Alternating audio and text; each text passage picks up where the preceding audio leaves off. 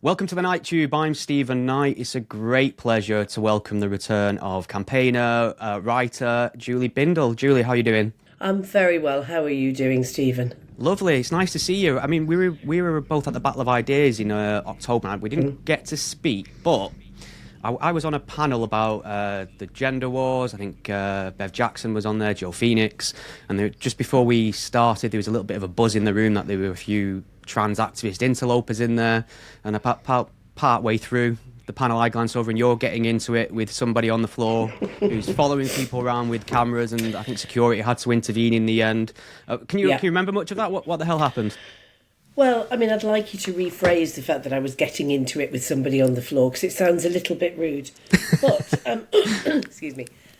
Excuse me. I do have a cold, by the way, listeners. So, just in case you're wondering why I sound very croaky. What happened was a couple of trans activists, one who's notorious, Frida, and a young lackey that he seemed to have brought with him, someone who looked maybe student age, were just kicking off, trying to disrupt everything, shouting about bigotry, prejudice, Nazis, elimination, the usual temperate language, and started kicking off against me, saying, I think Frida was saying that this is hilarious actually, he said afterwards that I was typing on my laptop in a performative way. I was making some notes, but I mean, whatever rocks your boat. And the young lackey was just basically trying to disrupt everything from your panel, which continued and which was very good.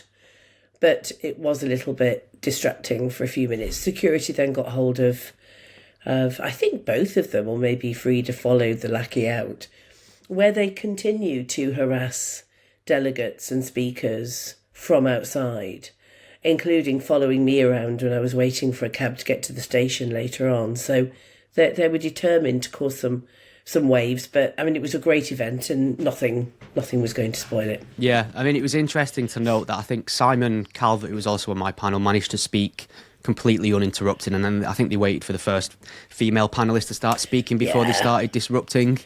Yeah, well. It's the usual. It's the usual. I mean, the thing is that, you know, if you actually look at the way that men who speak out against gender ideology and the misogyny that underpins it, which thankfully increasing numbers are, and you're all extremely welcome, the punishment and the kerfuffle that ensues is nowhere near that women get. And I think, and I would argue, in particular lesbians, we do seem to piss them off royally. Although, to be honest, Stephen, you know, you could easily identify as a lesbian and we'd all believe you. Yeah, that's available to me now as a straight white dude. I can just be identifying to the lesbian sisterhood. Yeah, maybe when I hit my 50s, it seems to be around about that age, men seem to kind of decide they've got a different identity. But I mean, it's really interesting because nothing's changed since we last spoke, and way before that, where whenever women try to organise just to talk about this discussion, not even, I mean, I don't think there was a single opinion in that entire conference that could be reasonably described as extremist in terms of gender. Of course not. And so what is it that is, I mean, why don't they just think, we'll just let them have the conversation and keep out of it? They seem hell-bent on disrupting, shouting down, even, you know, intimidation, harassment, to try and stop women just speaking their mind about this one issue. Well, first of all, I would sort of disagree with you. I do think that things have changed since we last spoke, for the better, because many of us have held our nerve and have refused to be cowed, and in many ways that's because we're able to do so.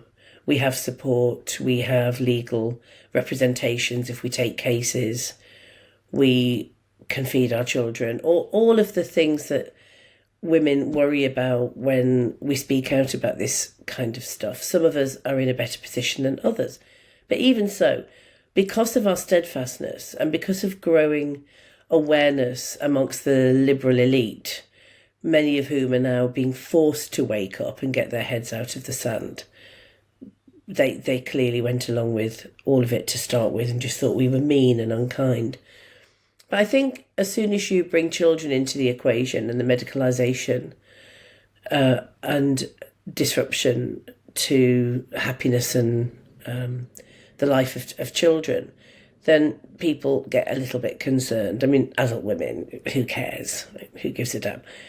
But they have started to recognise the absolute madness of this ideology and the ensuing harm. So that's what I think has changed. There are events that are now being allowed by these fascists, quite frankly, to go ahead, that they would have forced the organisers or those that run the venues to shut down. I'm doing an event at the Oxford Literary Festival with Helen Joyce in April, with that they've tried their very, very best to shut down, but the organisers are standing firm, and that's what should have happened 10, 15 years ago. You know, they started cancelling me from venues 20 years ago, and more often than not, and I would always warn them first what would happen, and they would assure me that they wouldn't cave in, and they always did, except for on a very rare occasion. So that's changed. But your question about why don't they just let us get on with speaking about things that they disagree with? As we do them, we never disrupt trans focused events, ever. It's because they're bullies. That's the point. They're bullies. They're misogynists and they're bullies. And so they want to intimidate. And they cannot bear the idea that women should be able to organise without them, without men. And it's different from in the 1980s when I was involved in organising women-only events where men, just actual men, would come along and start shouting about lesbians and suck my dick and God knows what.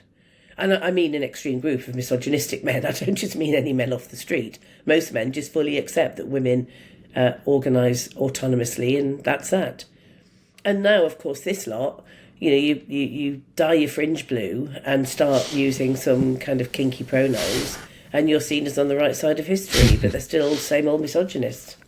Yeah, I suppose, I think in terms of attitudes and the culture, there has been a shift. There is a bit more of a strength in numbers aspect to it. And I think social media has been a big part of that. A lot of the kind of, if you want to call it a TERF movement or gender critical movement, a lot of that was born online as well. That really helped. And I suppose in the beginning, they were kind of fighting this with one arm tied behind the back because misgendering was an instable, bannable offence on social media. Elon Musk has taken over X now, and we'll certainly get onto that at some point, but in terms of freedom of expression, it has helped the gender critical movement. Some really significant comments from Mark Zuckerberg, the CEO of Meta, the other day about how they'll moderate Facebook and Instagram going forward. He's going to prioritise free speech, and he specifically singled out attitudes and comments about gender as something that he'll relax because it was out of step with the mainstream opinion. So they're essentially saying they have been censoring and banning people for having opinions that are shared by the majority. That's certainly my interpretation anyway. Who knew that Facebook actually had fact checkers? I didn't know that at all. And yes, it's great that we're not hopefully now going to be kicked off social media platforms, as many of us have, although I've escaped it, I have no idea how, in the past, for misgendering, in other words, pointing out the reality of somebody's biological sex. That's great. What I don't want is the Wild West. I don't want an unregulated internet. I don't want unregulated social media, because, of course, this is the new reality, and what used to happen prior to social media, 20, 25 years ago, where we'd be in a bar or out in public and someone would come up and scream at you, tell you that they thought you were an abhorrent piece of shit. You know, that's deeply upsetting. They can go that much further, though, online, and the threats are very real and also very upsetting. Maybe not quite so physically threatening as if you're in a public place with somebody, but even so, I don't want an unregulated web.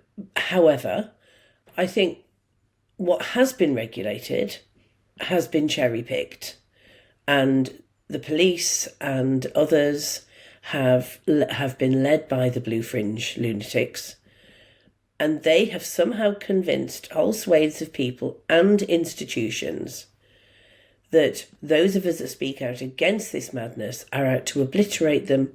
We want to see trans babies committing suicide en masse. What otherwise reasonable people have been led to believe is nothing short of a collective, a fugue state.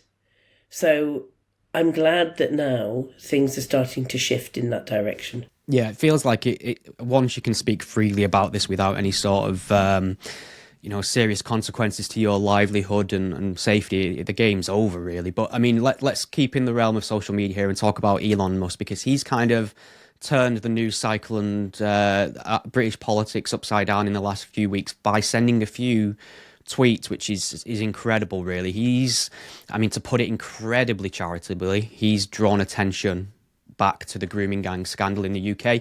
We use grooming gang as a euphemism. We are talking about the torture, mass rape of innocent children at the hands of gangs, predominantly in a lot of cases Pakistani Muslim gangs as well. But he's kind of jumped on this bandwagon about it now, and the American right have discovered it, and it's got to the point where our own Prime Minister is having to even comment on what's been said, and fresh calls for an inquiry are being made. What do you make of Elon Musk's wading into this issue? Well, look, we are where we are now, and so I'm not going to advocate for turning back any clock where there wasn't a strong direct focus on the mass rape and torture of working class girls across the UK. Of course, I would imagine, anyone with a brain and who would apply some critical thinking would not trust his motives. In a way, that is irrelevant, except for when we look at what he's trying to achieve, which I think we all need to keep closely focused on. What I don't want to do is to start shouting about, well, it's not true. He's exaggerated it. Why is he doing this? He shouldn't be the messenger. We just want nice people to talk about this problem, who we agree with on other issues. Park all of that. As I say, we are where we are. And I am glad that we have this opportunity. I'm not grateful to Musk. I'm glad that we have this opportunity right now to talk about these issues and to force some long-lasting change. But his motives are very clear for all to see. If you focus in on a particular phenomenon, if you look at a particular group of abusers defined by their ethnicity and talk about mass deportations, well, that's not really the solution to combating child sexual abuse. What feminists have said, and others involved in child protection, is that we need to prevent child sexual abuse from happening in the first place. And this means looking at the disrupted and abusive homes that these girls, many of them, not all, grew up in, were raised in, that made them particularly vulnerable, because all girls of that age are vulnerable, but made them particularly vulnerable, with many of them ending up in care homes where we know, they're factories for abused girls, for prostitution, for runaways and criminality. So we like to start at a root and branch level of let's prevent this happening to others. What that means is putting in sanctions, deterrence, telling those that are potential abusers or already abusing, you will be arrested, you will be charged, and you will go to prison. That's not happening. We also need to make sure that we tell the girls, the victims, those that are in this at the moment, right now, because there are many, that we care about them, that we will support them, that we will protect them, that we will believe them. And that's not happening. So in terms of Musk, I find him a pretty abhorrent human being. And I think that we have to look at him and his motives separately from where we are now and what we can do about these rape, pimping gangs. Because as I say, we are here, and that's what we need to tackle, and not slip into a form of denial because the man who has instigated this fresh round of interest in the abomination is someone we don't like. Yeah, no, I think that's a solid answer. And I've noticed, obviously, our government has rejected calls for a fresh inquiry. I believe, reading what you've wrote about it, I can't see that you have any appetite for it either. The issue does seem to have drove a little bit of a wedge in the kind of gender critical circles from what I've seen. A lot of people are pointing the finger at people who voted against it versus people who wanted it. I just wondered maybe you could outline your reasons for why you don't really think it'd lead us anywhere. Well, first of all, I've written several articles and appeared on many podcasts focused on this particular issue since the late 1990s, early 2000s. So I've talked a lot about it. My views are very, very easy to... my views are very easy to find. It's clear what I think about these things. I don't take a black and white approach to it. And I do think that there's no place for nuance when we're talking about the sexual torture of children. But I do think that we need to be very clear what the end goal. What is the end goal? What are we looking to achieve? Now, one day last week, when an article of mine came out about this issue, I was accused of being a racist shit by a hard left feminist who herself is white. And I was also called a Muslim capitulator by a women's rights campaigner who most certainly is not a feminist, who is more on the right. And I was also called a packy lover by a right-wing man. Wow. About the same article, right? So that is quite... My work was done for that day. That was quite an achievement. The reason why I'm not baying for an inquiry is I've had quite a bit of involvement in this issue for a long time.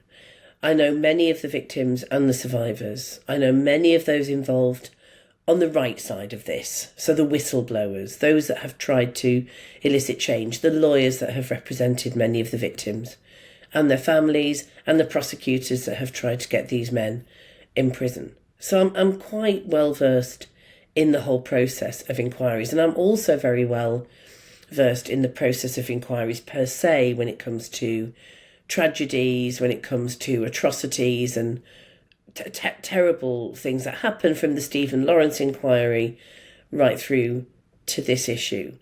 And we've had enough inquiries. We know everything there is to know. We don't know the names of most of the perpetrators, but that's because the police haven't investigated. And that's because the victims haven't been believed. We do need a local, I would say, a nationally led inquiry into what happened in Telford, because that is an untold story. There have been inquiries into other localised areas, Rotherham, Rochdale, and the like. But Telford is a different issue, and there are stories that we need to hear about Telford that would, I think, open up a whole new can of worms that we need to be opened. But the ICSA inquiry, the independent investigation into child sexual abuse that was published, I think it was it 2022? Yeah, is that known as the J report? That's right, yes. Yeah. So that was 7 years, 7 years of very, very hard work and commitment from countless people, and cost millions of pounds, of course, as these things do. 11 days of live evidence. Barely a mention of grooming gangs as part of this deep dive into child sexual abuse across the nation. It was given very little space. The victims and survivors were given very little, but barely a voice. And we have not seen one recommendation implemented, as per usual with these reports, with these investigations. And lessons will be learned is the mantra that runs through all of them, and they never are. So I would far rather we didn't deflect and defer and have yet another process like that. I would rather we threw every single resource available into reforming and improving the criminal justice system and its response to the sexual abuse of girls and of women by men, organised. I think we need to look specifically at street-based sexual abuse, because one thing that's usually missing from the discourse, almost always, is that this is a business. these girls are being pimped, these girls are being sold, these girls are merchandise, as well as sexual playthings for the men in the surrounds of the gangs. So we need to look at why there is a normalisation of sexual exploitation and direct abuse of girls by adult men. And we need to look at how the culture of impunity amongst many men in clan-like communities, in the Pakistani Muslim communities, have been given the opportunity and also the absolute free rein to run these girls like some of the criminals within those communities ran heroin for profit. So we do need to know more about the mechanisms of that, but I think a national inquiry is just more money spent, more time wasted, and we need to get the police to do their jobs. I mean, just to keep on this area of reporting, you were one of the first people to publish work on this as far back as I think 2007, if I've got that right. And this kind of attitude towards journalists and journalism in general now, or quote unquote mainstream media, and a lot of it's wedded to conspiracy theory that there's some overarching desire to suppress and not give us the full picture and the truth. And there's kind of a paradoxical thing going on here in a sense where it was brave journalists like you and Andrew Norfolk who really sounded the alarm on this, one of the first people to do it. But there were a lot of publications and journalists who didn't want to touch it for reasons of cultural sensitivity. I mean, you speak about how The Guardian themselves rejected your article when you first wanted to publish it. I mean, is mainstream media then culpable in some sense? Do these conspiracy theorists have a point, but perhaps in the wrong way? Well, there was no conspiracy. Yeah. There were just an awful lot of cowards and an awful lot of cultural relativists who would not have it that in very traditional, conservative, religious communities, there is an awful lot of control of women and girls, an awful lot of sexual abuse and control of female sexuality, and an awful lot of misogyny. Of course there is. And we also know that within Pakistani Muslim groupings, for example, the clan-like structure in Bradford, Rochdale, Rotherham, areas that I know quite well, that there is this sense, because police are lazy and don't want the hassle of having to deal with race riots. It's not because they care that they're being accused of racism, of course they don't, but they don't want the hassle of it. They leave it to what they call the community leaders within these groups. Now, it's interesting that white people don't have community leaders, right? Yeah. So this is not good for women and girls in these groupings because the community leaders are self-appointed, extremely religious conservative men that wish, for example, to see girls only out in public wearing the full face veil and accompanied by a male relative. If you actually have that notion that men can't control themselves if they see an inch of female flesh, and if this is embedded within your belief system, do you think that might actually encourage misogyny? Of course it bloody well does. If you look at Stamford Hill in North London, quite near to where I live, where there are many Hasidic, Jewish, very ultra-religious Jewish families, the same happens. The police have assumed, and they've had a good kicking for this, from secular Jews in the main, but others also, that there are community leaders, that there are rabbinical courts, just like the Sharia courts in the Bradford Pakistani community, and that they will deal with issues in their own community themselves. In other words, the police take a hands-off approach. Now, what do you think is going to happen to the girls within those households if that is the attitude? And let's be honest about this. These men, if we're talking specifically about the Pakistani Muslim men that are involved in the gangs, they're not being nice and kind to their female relatives and children. They're not the pro-feminist, this is what a feminist looks like t-shirt wearing blokes when they're at home. They are patriarchs who think that girls and women are lesser human beings, subhuman, or they wouldn't be doing this, what they're doing to other girls. And we take our eye off that ball. We see it only through the prism of ethnicity or race.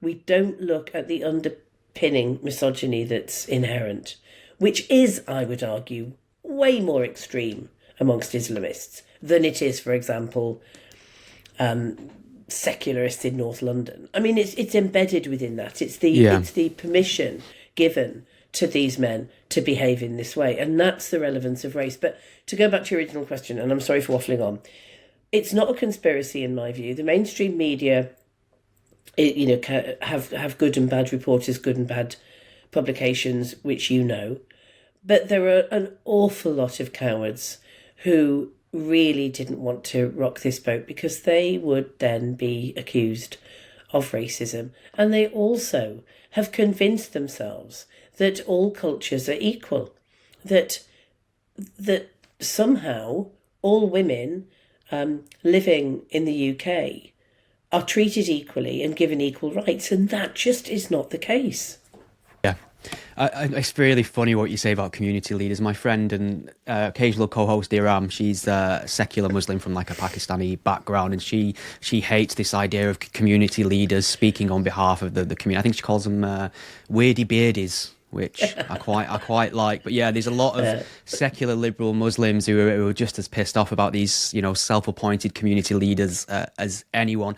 Talking about leaders, in a sense, it might be worth mentioning that the name Tommy Robinson's been spread far and wide at the moment, thanks in large part to Elon Musk's endorsement again on X. Now, Robinson's a strange case. He's somebody who I've tried to be objective about over the years. I've kind of defended him when he said something true about Islam and criticised him for his criminality, things he said that are not true.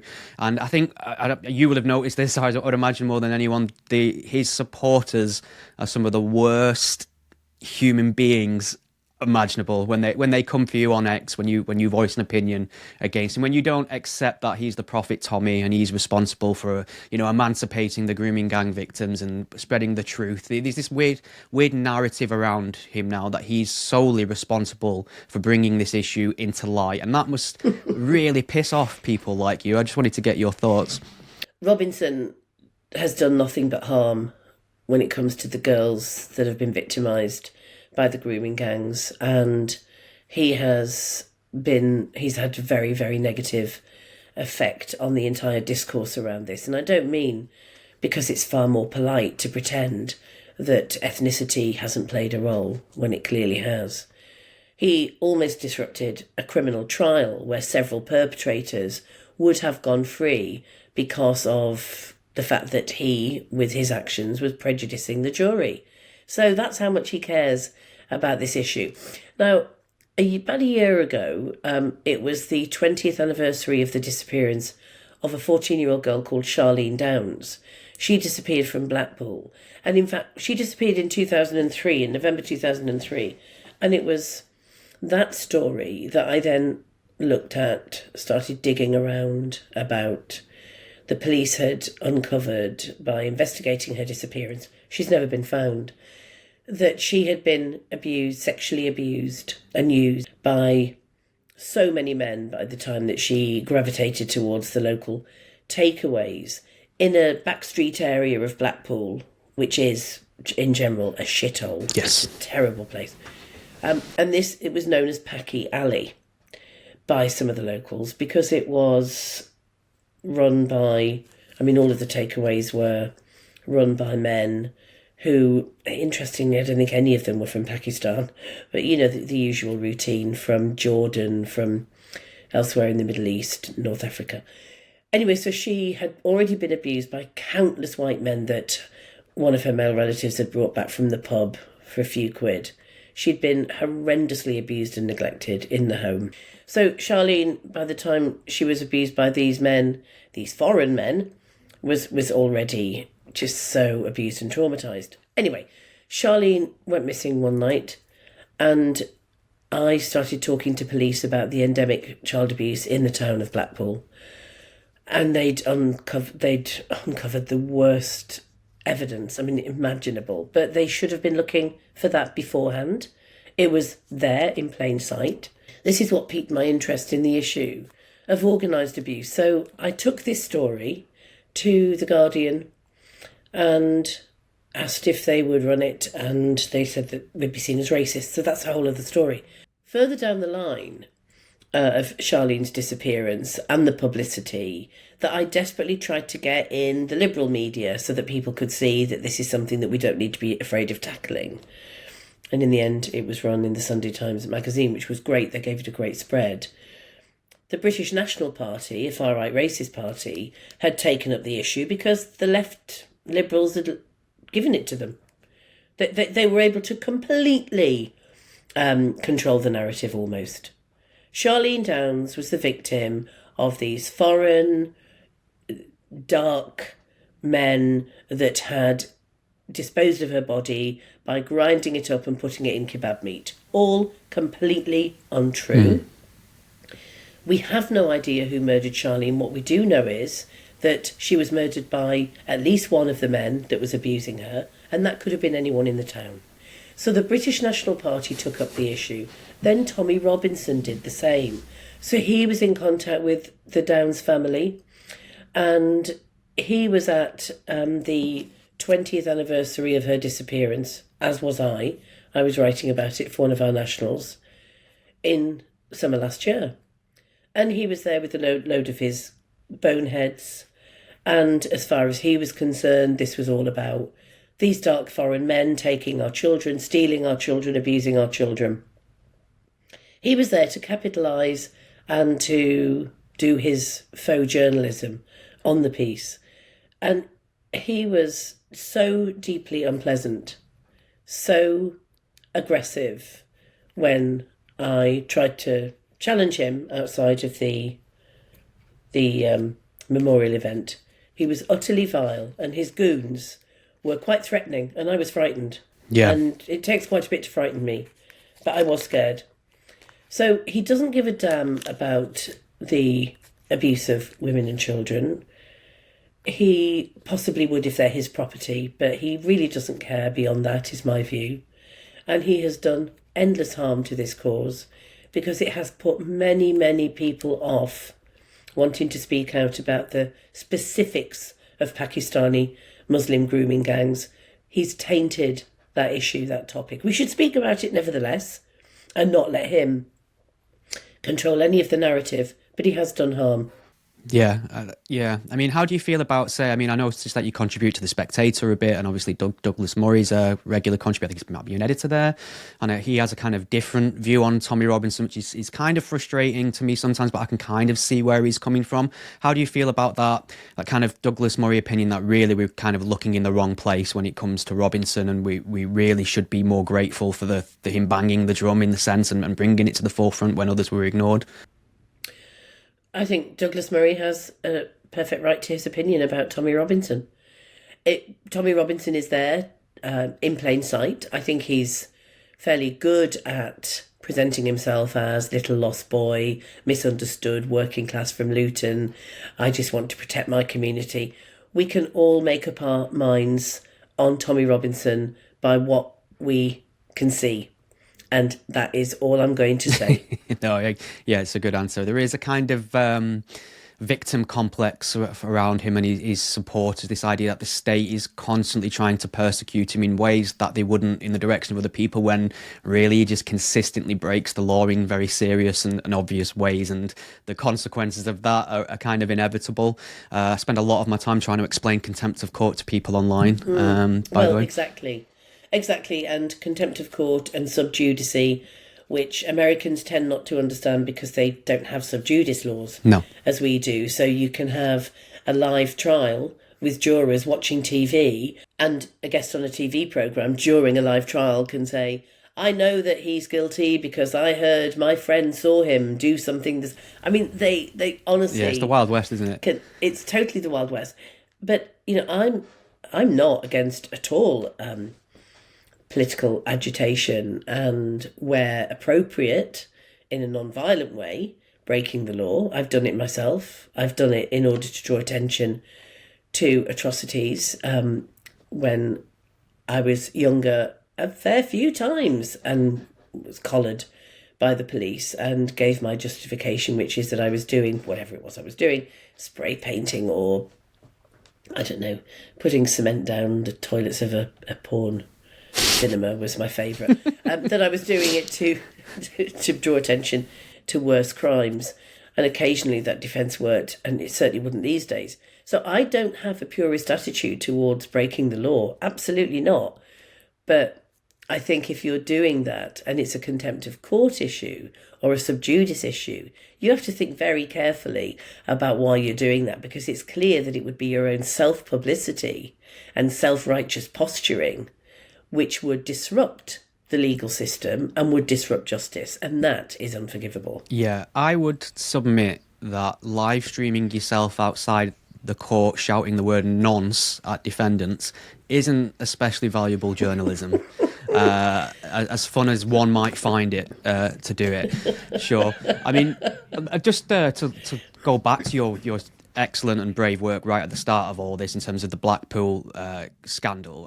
When you published this and the Times published it, what sort of response did you get? Was that a difficult time to kind of ride out the criticism coming your way? What were the people in your circle who you would like consider long-standing allies kindly sort of would take a dim view of you for shining a light on this?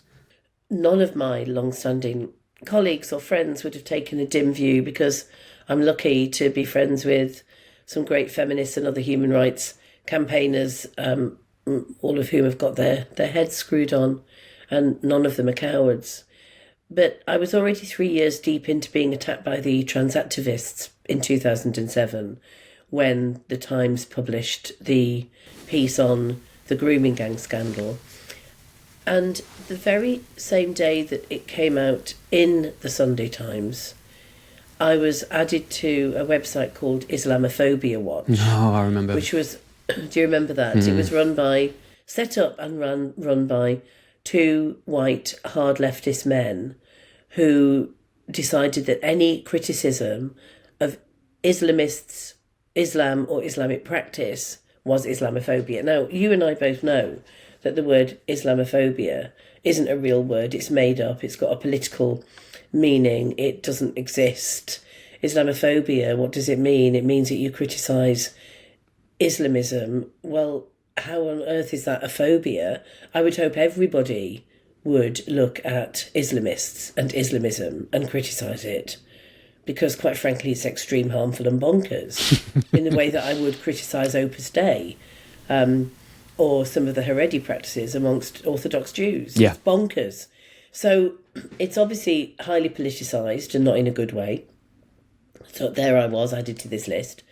And I kept being added to Islamophobia Watch every time I wrote something afterwards. Once they had their teeth into me, that was it. I wrote about the veil being a symbol of women's oppression, which of course former Muslim feminists, now secularists, have been telling us for a long time, have been saying to white feminists, listen, you really should be criticising these practices, they're harmful to us. Please don't kowtow to the Islamists, because it backfires on us if you don't speak out. So, you know, we're led by that. Brilliant women like Mariam Namazi, who an Iranian dissident who set up One Law for All, who campaigns against Sharia law. Anyway, so they did have a go at me. I was definitely called racist. I went to some media sort of industry events where people would approach me and say things like, oh gosh, they wouldn't say brave, they would say risky piece to publish. I mean, cowards, how dare they? I'm sickened by those people. But many others that would say, that's great, that's brilliant that you're tackling this. What I did find, though, was when I was making my calls, trying to get evidence and information and quotes, when I was investigating the piece, the people, women and men, from ethnic minorities, and in particular from Muslim backgrounds, could not wait to speak, could not wait to tell me what they knew, were actually very open about the issue and how they are sickened that the imams are just ignoring that it's happening and it's not being discussed more generally. And it was the white liberals, the sexual health clinicians, the social workers, the women's sector conveyor belt, who wouldn't speak to me, who wouldn't give me a quote. That's really interesting. Of that. Yeah. I mean, I suppose that ties back into another thing that's took a lot of your time is the progression and imposition of trans ideology on wider society and law and media and academia. It's pretty much infested every institution at some level at this point. And I suppose in a way, I mean, obviously there is still the biggest issue really is the protection of single sex spaces for women, and there is an issue with trans identified males, of course. But I think this idea and ideology was mostly spread by non-trans activists, do-gooders on the far left. Would that be a fair approximation? It's 100% correct. But I do want to say something that I haven't really articulated in this way publicly before. So you've got a very exciting exclusive coming. Yay. That occurred to me in the middle of the night when I was looking for the night nurse. And that's not a euphemism. I mean the actual bottle of night nurse. So it's this. It's that you can have people that are quite brave and good and outspoken in some issues that completely fuck it and completely destroy it when it comes to trans ideology. And again, your lawyers needn't concern themselves with this. This is 100% watertight.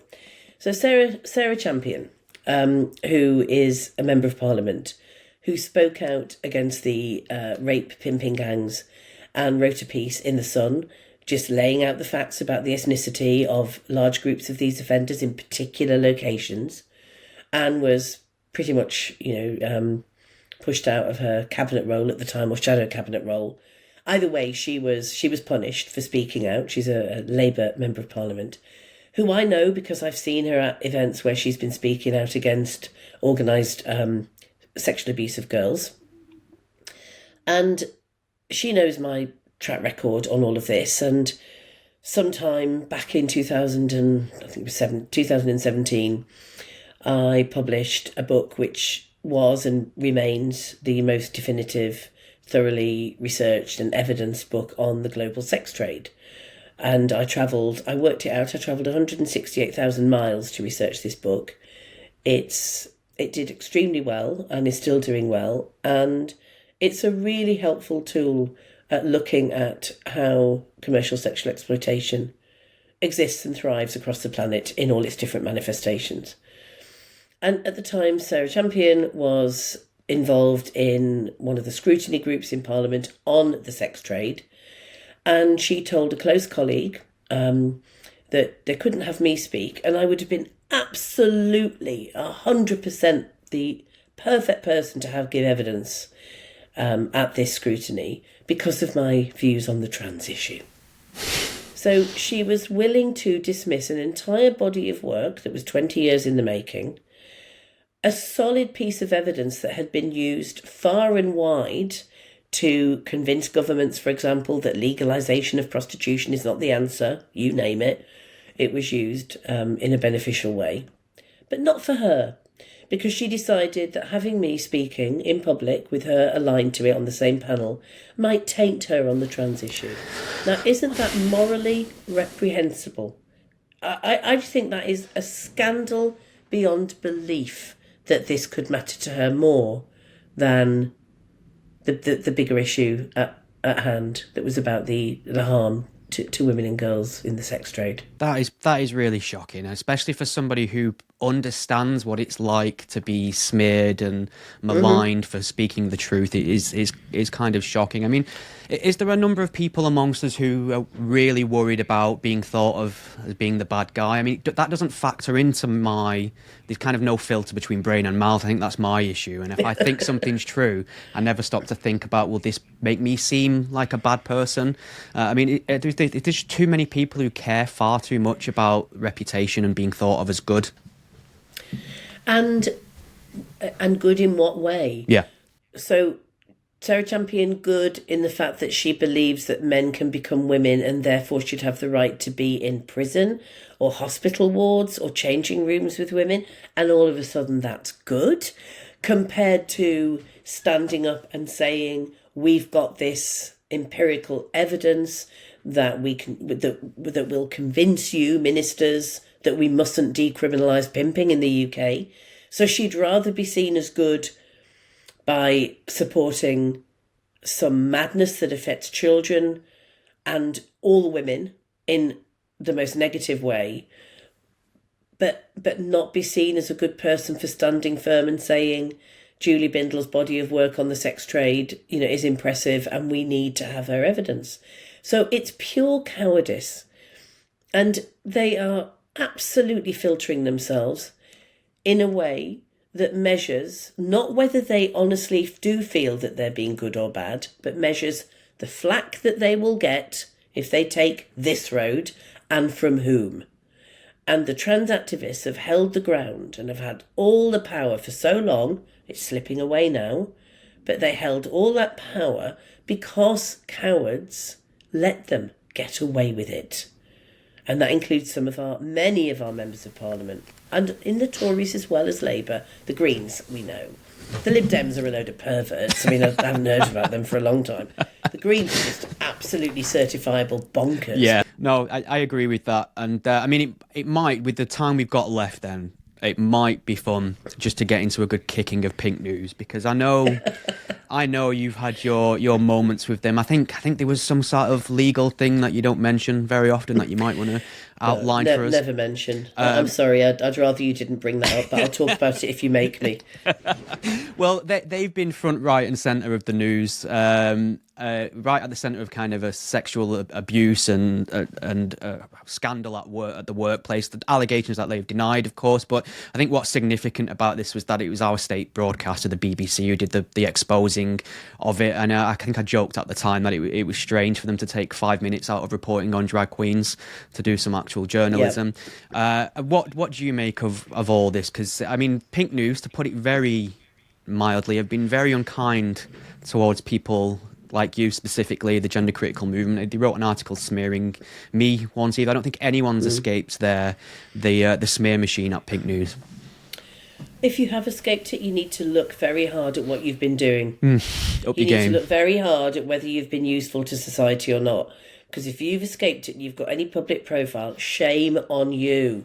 No, but I mean, joking apart, they're bullies, they're horrendous, their standard of so-called journalism is shocking. It is abysmal. And I'm not talking about irrelevancies like typos and spelling mistakes. I mean, it looks bad, but who cares? I mean, the fact that they don't do any actual journalism and they report on something to do with the colour of a drag queen's hair that changed from the week before and how gender critical bigots have threatened the lives of trans babies and nonsense like this. And so actually I don't want to get myself in legal trouble, but I'll just show you very quick flash of this. This is something that a very good friend of mine, who he was clever, very clever man, did this for me as a gift when we settled our legal case. That's I great. sued them for defamation, and just absolutely brilliant. And it's got all the usual kind of tropes in there, including a hair salon that's been forced to close down because of the end of trans ideology due to horrible women like me, and therefore there's a glut of hundreds of litres of pink and blue hair dye going cheap for other salons to take up, and other things, and also the absolute trans misogyny of trans women never being asked to be surrogate mothers for gay men. So anyway, look, Pink News is gutter. It's in the gutter, and the journalists that work there, I'm sure some of them could be better, but once you're in that environment, you're going to end up in the gutter as well. And of course, the chief exec and his husband, who's the chief operating officer, so Benjamin Cohen and Anthony James, who run the show, have been accused of all kinds of harassment, such as asking female members of staff, actual female members of staff, to be their surrogate. They do have a baby through surrogacy, but not from one of their members of staff, as I understand. I mean, how transphobic can you get, not asking any of the trans-identified men to do that? It's an absolute disgrace. And also, there's been allegations of sexual misconduct by Anthony James in particular, and some people that worked at Pink News who maybe still do, some of them certainly don't, secretly recorded meetings at Pink News with Cohen and James saying things like, well, maybe the trans train has gone a bit too fast and we need to start running stories that aren't just about trans. And that got them accusations of transphobia from Nancy Kelly, former chief exec of Stonewall, who, if she had any fewer brain cells, you'd have to water her twice a day. She's now in cahoots with Diva magazine, which is another massive trans activist publication. And it was a thing of beauty to see Diva, which is obsessed with trans, go after Pink News because they're rivals and jump on this opportunity to call Pink News transphobic. And so what can I tell you? I mean, look, it makes a lot of money for Cohen and James. From what I can see, they treat their staff badly. It's not a happy workplace. And I wish it just the worst. I don't want those. I don't want decent journalists who've ended up there through no fault of their own or because of lack of other jobs to suffer. I'd love them to go and take a job somewhere else and learn to be proper journalists. But I want that place to just metaphorically burn to the ground. It's horrible. There was one week where there were, I think it was 30 odd, certainly approaching 40 or maybe even more than 40 articles on J.K. Rowling alone. Yeah. 1 week. The piece that I sued them over was, they didn't name me, but it was so obvious it was me. It couldn't have been anyone else. Apparently I was trafficking potential brides in for American lesbians so they could settle Classic in the Julie UK. Bindel. I know, and I stopped doing that at least 5 years before that report came out. And also I was, sexually grooming. I mean, I was a groomer. It's no wonder I know so much about the Rotherham Rochdale scandals. I've been doing it myself. So it's in the gutter. And the person that, them that wrote that piece, the hit piece on me that got them into so much trouble, left quite soon afterwards.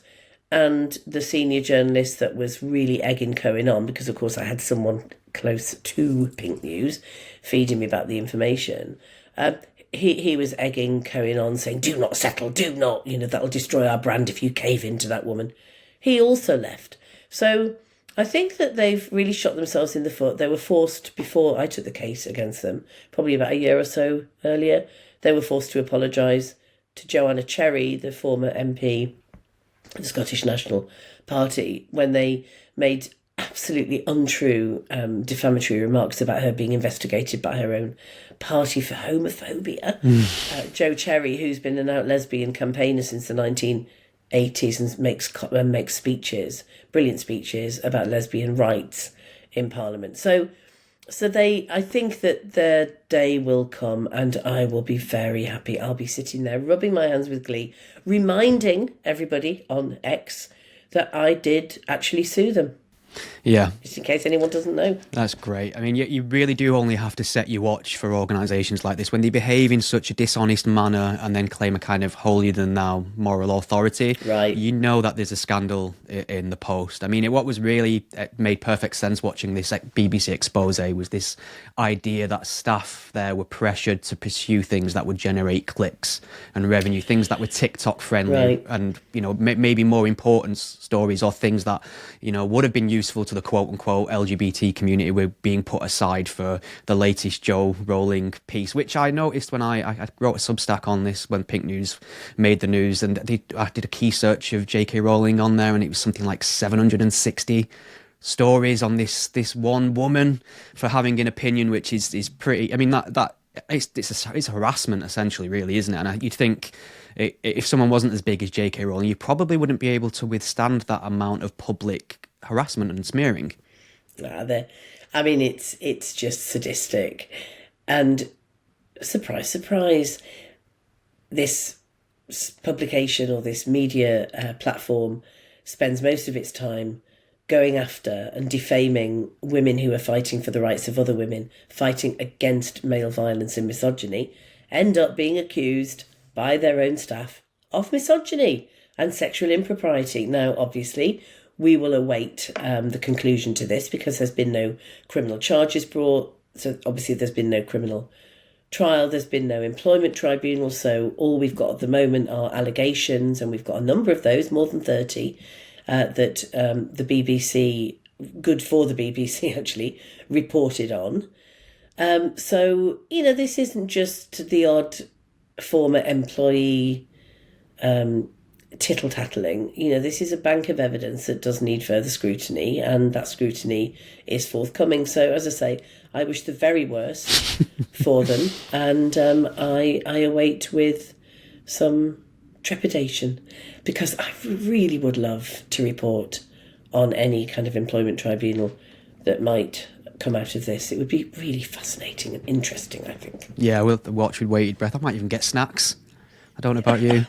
What level of snacks are we talking? And are we talking cocktails along with the snacks? Now you're talking, actually. Yeah, right. Definitely, for sure. Yeah, I think it warrants that. I don't know if we've got enough time to quickly just maybe point out the fact that, Pink News, that the people who contribute there and write are very kind of in that incredibly left-wing progressive sphere, often where it's believe all women, and obviously grandstanding on zero tolerance towards sexual harassment and things like that, which I'm on board with.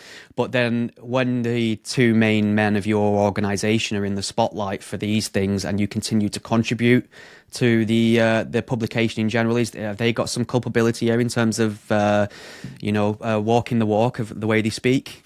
Of course, and believe all women with a penis, not believe all women. And when I was attacked outside Edinburgh University after doing a talk on male violence against women, ironically, and because of the group of speakers, we were looking at why it's important to maintain sex exemptions in the Equality Act. Anyway, they just saw this group of TERFs is coming to the university. This is 2019 in the June. And there was a huge campaign by university staff and students and surrounding trans activists who were trying to get the event shut down. When they failed, they let stink bombs and smoke bombs off in the building and just harassed all of us. And when I came out of the building, I was attacked by a massive hulking trans-identified bloke who's got form for this, for threatening women. But he was held back by a few burly security men, and therefore his fist didn't reach my face. But it was a really scary attack, and it could have gone very, very differently had those security men not being diligent and doing their job brilliantly. And of course, Pink News were in contact the next day, asking me to explain, to prove actually that I was attacked, that apparently I had alleged I had been attacked, and this is all very suspect because it's Bindel. I mean, there was thankfully CCTV and police reports, and this man was given the Scottish equivalent of a caution. But they believe women with a penis. They think that they would honestly say, and they have said, that feminists who campaign against gender ideology and for single-sex spaces deserve all we get. We are asking for whatever violence and abuse comes our way. So let's see what happens to them now that there might be some of their own cabal speaking out against them and hopefully holding them to account. Yeah, it's a good point to finish on, Julie. I know that you've got to be somewhere else now, so I suppose just enough time to say thank you very much. I always appreciate your viewpoint. I learn a lot from your writing as well. And fuck Pink News. Thank you, Stephen. Fuck Pink News very hard, and always appreciate you too. It's been a pleasure talking to you. Wonderful. Thanks, Julie.